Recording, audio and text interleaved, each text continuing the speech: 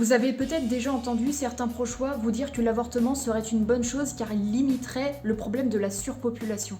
En admettant que notre pays souffre d'un vrai problème de surpopulation, ce qui reste discutable au demeurant, nous allons voir quelles sont les failles de cette objection. Faille numéro 1, cette objection n'est pas pro-choix, mais plutôt pro-avortement. Car aucun pro-choix ne voudrait obliger les femmes à avorter sous prétexte de la surpopulation. Ça prouve bien que le problème d'une surpopulation n'aurait de toute façon pas de poids sur la valeur de la vie ou du choix. Il y a donc encore quelques efforts de cohérence à faire.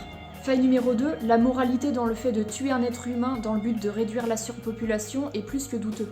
Demandez aux pro-choix utilisant l'argument de la surpopulation s'ils seraient prêts à légitimer de tuer un enfant de 2 ans en raison de la surpopulation de son environnement. Ils répondraient probablement que non, que la surpopulation n'est pas une circonstance permettant de bafouer le droit à la vie.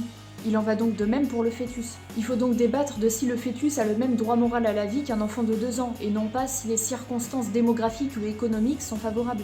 Et enfin, une troisième faille qu'on peut constater, c'est que l'écrasante majorité des personnes utilisant l'argument de la surpopulation pour justifier l'avortement sont les mêmes à défendre la PMA.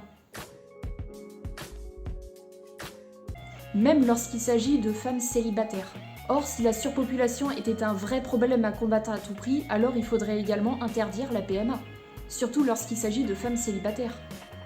Concluons à présent notre démonstration. Non, la surpopulation, qu'il s'agisse d'un problème fictif ou réel, ne permet pas de justifier l'avortement. Merci d'avoir regardé cette vidéo, partagez-la autour de vous, c'est très important.